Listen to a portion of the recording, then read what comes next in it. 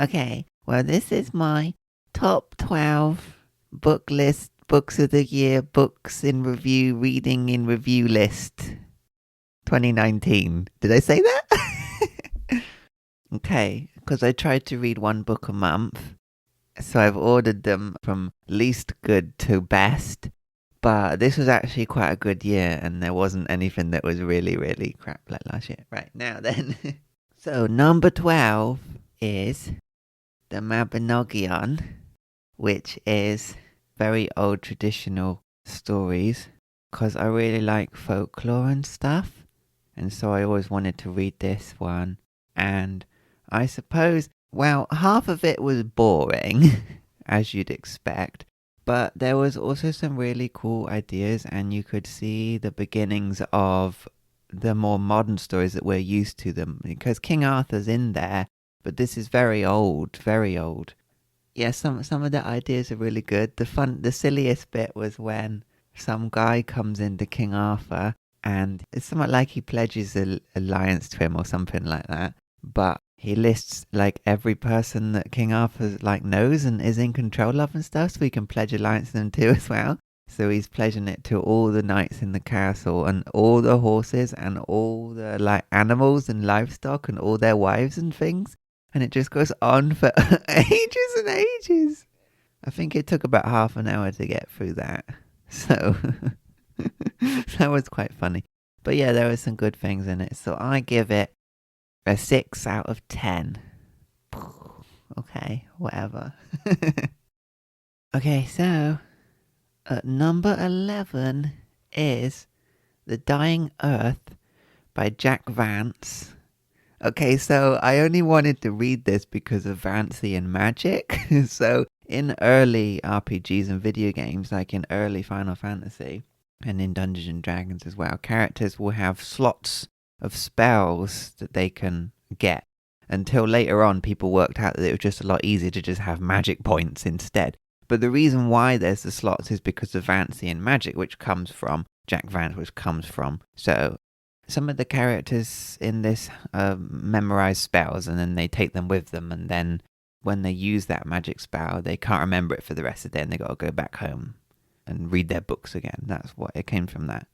I didn't realize at first that it was going to be a collection of short stories. I thought it was going to be a narrative, and then things happened to characters, and then we were semi-invested in them, and then they just went away, and we never saw them ever again. And there were other characters that were killed and then came back again because it was kind of discontinuous.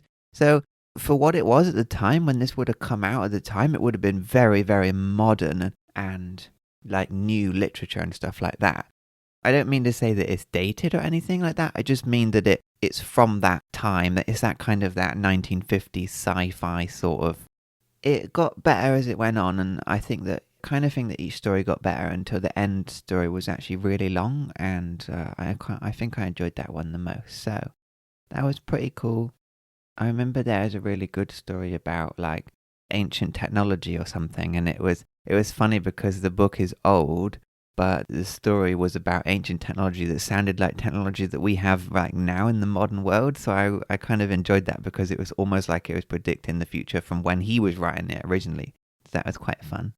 So I give that 6 out of 10 again. Okay, moving on. So number 10 is Halloween Jack and the Devil's Gate, which I chose to read in October, obviously. So this was supposedly some kind of, it said it was a mix between Halloween, Irish folklore, and steampunk. So I was like, what? Out of the way. I think that it didn't hit the mark on all of those as well as it could have done, and it felt much more like a stitched together jumble of those things. There was some steampunk guns in it, but because we'd previously had the Halloween-y kind of vibe, people turn up with these steampunk guns. It's like, what are we doing? What's that? It was sort of like it was a boy's adventure and Halloween, but I mean, when you think of the Halloween Tree by Ray Bradbury, it's just it's nothing in comparison. So it was a bit of a romp. It was a bit of an adventure, but all the bits that it was getting at were never quite as tightly placed. So it was cool and it was fun for 5 minutes, if you know what I mean. So I give it 6 out of 10. All the books are 6 out of 10. No. So number 9 is Across the Nightingale Floor by Leon Hearn. So this was like a sort of a boys sort of ninja-y sort of book, which is cool. That's the cool thing, right? I'm happy with that. And I think that there was a good amount of that and a good amount of adventure, and it's medieval Japan and that kind of vibe, so it's a really nice kind of feel to the setting, and you can see that he's worked hard on the setting. But because of that, because he's worked hard on the setting, there is also quite a lot of politics and stuff, and I just find that really boring. Just want to cut to the ninja bits, you know. I mean, it wasn't over the top silly ninja, you know. It was a reasonable. It was reasonable. But anyway, but yeah, it got quite boring. And it flicked back and forth between a boy and a girl. Because it's meant to be a romance as well between them. And there were instances where that really worked from their perspective. But there were also instances where it just didn't work from the other perspective because you'd flick back and forth between them. I don't know why that was. I enjoyed some of the things that would happen from one person's perspective, but when the same or similar thing happened from the other person's perspective, it fell a bit flat, even though it was the same kind of thing. It was weird. So overall, it was quite good overall, but I remember not enjoying the end, which I won't spoil, but I remember at the time saying that we kind of got to the end of the book, and then it felt like this van arrived and just drove across the path that the book was taking. And then everyone was like, right, get in the van, we're going to book 2. You know, it just really felt like that. It was really forced and weird. I think it could have ended like where it ended, nicely, without the added tacked on ending for I'm doing a whole trilogy of this really big thing. So overall, 7 out of 10. But yeah. Okay. So number 8 is the Tombs of Atawn, which is the second in the Wizard of Earthsea series. And I read the first one, the Wizard of Earthsea, and it was boring. And I was like, well, I'm not reading any more of those. But I kept seeing people saying that the next books are just better, just suddenly better. And so I was very excited to actually get this. And it started out boring. I remember the first bit was like, this is boring, it's still boring. When does it stop being boring? It was like she wrote the first book and then the first half of this bit and then just went on a holiday for years and years and then suddenly was magically good at writing when she came back. Once it got into it, it was good. But that's why it's kind of so high up here on the list, because the bit of the book that was good, which I think was the second 2/3, was good. But the first third was like, oh, come on. But overall, it's good. It's magic. It had some good magical stories in it. It was quite tense. It was quite exciting. There was some fun things going on. I really liked the second half. So I'm going to give that 7 out of 10. Okay. So, number 7? Is it number 7 now? Okay, number 7 is The Poison Belt, which is the second book in the Professor Challenger series, which is after The Lost World, because everybody knows The Lost World, but there's more books. And I really like Professor Challenger. He's an excellent character. He's quite violent. He's quite strong and violent as well. And the other character that I really like is Lord John Roxton, he's like an explorer. He is one of my favourite characters in all literature. I think he's an excellent character. So I really enjoyed these characters. So this is the Lost World characters back again for another adventure. This is quite a short book, though. That's why it's, again, quite high up on my list. Because, or was it low? Who knows which way round the list goes, but it was too short. I would have liked more. Also, the plot of what happens, it's kind of obvious to the solution of it. It's not like a Sherlock Holmes thing. It's written by the same guy. They say that? Well, anyway. it's kind of obvious what happened, so they're going through it, but the tension, there is tension there, and it is good, but there's also the flip side of there not being tension there, because you kind of feel it, especially because it's so short as well. That hits you as well. So overall, I'm happy to have as much Professor Challenger as possible, and I feel that I wasn't given as much as I could have had, but I still really enjoyed it. So I'm giving that 7 out of 10. All the books are 7 out of 10. So, number 6 is Dracula. Alright, well, Dracula is Dracula, so obviously it is good. But, in a way, it was kind of strange because the first half was the very gothic, what you would expect from Dracula, and it was quite exciting, and it was exciting and good all the way through. But the second half was much, much more about the other characters that are chasing him down, and that's fine, but it was kind of strange that it was called Dracula. I know it's about Dracula, but it was actually really not about him. It was actually about the people chasing him down, and he was more of a shadow in the background, and that's fine. But because of that, it was kind of weird. Like, sometimes they bump into him randomly, and it doesn't have the same gothic effect that it had at the beginning. So I enjoyed it. It was good. I like the characters. Van Helsing's a very good character. But because of the way it was, when it got to the end, it felt like an anticlimax. It just sort of was like, okay, resolved, there we go. I was expecting something epic to happen, but it sort of just fizzled out a little bit. It was much more about the people. I kind of feel like it shouldn't have been called Dracula or something. But still, it's Dracula, so it's good. I'll give it 7 out of 10. Okay, number 5 is Swallows and Amazons, which is basically a kid's adventure book where they go on holiday and sail around in a boat. So it's the kind of thing where if you don't like that sort of thing, you'd find it very boring. If, however, like me, you like that sort of thing, kids in a boat and finding things, it was good because they tried to do all the tropes like, sailing and buried treasure and that kind of thing. But it was set in their modern day, although now it's old-fashioned English picnic kind of time, So there isn't really much to say other than it is exactly what it is, and I liked it for that. So I'm going to give it 7 out of 10. Again. At number 4 is Different Seasons by Stephen King. So this is a collection of stories, 4 stories.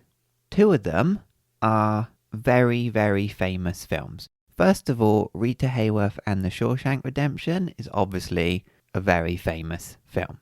And so it's a good story. It's fun. Everybody knows that story. But I think this was one of the rare cases of the film is better than the book. I mean, this is one of the highest rated films of all time. And so although I enjoyed the story, it was set in a prison, so it's a little bit gritty here and there. It was good, but the film was better than that. The other story is The Body, which is, the film is Stand By Me. Again, a very highly rated film. So again, it was very good. It was very good and I enjoyed it. And this was nice because you get to see, because it's narrated from one of the boys' perspectives. And so you get to see more of that. I know they try and do that in the film with a voiceover, but this is good. So there's 2 more stories. The last one was The Breathing Method. This is the only one in the collection that he tried to do a horror out of it, because other ones aren't actually horror stories, and he wanted to do a collection that wasn't horror. So this one's the only one that's mildly horror, and it was just kind of a bit weird, and I didn't enjoy it. So I'm just basically disregarding that one for now. I'm not a huge fan of it. I'm happy to just skip over it. So the only one that's left, which is a film, but it's not very popular, is Apt Pupil. And I thought this was really good. I really enjoyed this one. So this one was, I lost track now because I talked about 4 different books. Hold on. So Not going into it too much, but it's about a boy and an old man who meet and have a chat. Now, the reason I really enjoyed it is because he's taken two contrasting characters. One's really young, one's really old. And he then presents the question of the hero of the story and the villain. And it is excellently done because normally when you read a book, you've got the hero, the knight in shining armor, and then you've got the villain who's horrible. But in this, the hero and the villain were the same character, sort of. So it was I really enjoyed it. I did not expect to enjoy it. If I'd have read what this was about beforehand and it was a standalone book, I would not probably have read it at all. But it was really exciting and really good because I really cared about the main character, but at the same time, it puts into question how far can you go with a baddie, basically. It was really excellently done, and I was like on the side of them, and even though it was presented from a skewed angle, and I really thought that was very clever and very good. So I think this was an excellent story. I had no idea it was even going to be good, so it was a nice surprise as well. So overall, I give the collection a 7 out of 10, because it balances itself out, but I'd probably give out to people higher than that. Alright, so we're getting into the top 3 now, but overall I think this has been a very good year and I'm very happy with pretty much all the books on it. So, number 3 is A Scarecrow and His Servant by Philip Pullman. So, it's Philip Pullman! Can't go wrong really. It's a kid's book, but it's Philip Pullman. He's very smart, and when he's writing a children's book, although he's writing a children's book, he always appreciates his audience and their intelligence, and so you always just feel that in his story. There's always more to it than just it's a narrative for children, you know? So I don't need to say very much about it. He's basically written a fairy tale. I don't know why I feel there could have been more. I do have that feeling that it could have been more, but maybe I'm expecting it for a older age range, maybe, I don't know, and it's not necessarily, but still really enjoyed it, and I really like him, so I'm going to give it 7.5 out of 10. Right. Number 2 is Erebus, The Story of a Ship by Michael Palin. It's Michael Palin! Philip Pullman and Michael Palin next to each other on the list. You're pretty much fine with that, aren't you? So, I like Michael Palin. I like ships. And this is about Erebus that went missing. And when I heard a couple of years ago that they'd supposedly found it lost in the ice, I was very excited by that news and was waiting to hear about it. Turns out Michael Palin was also very excited by that news and so decided to go and write an entire book about it.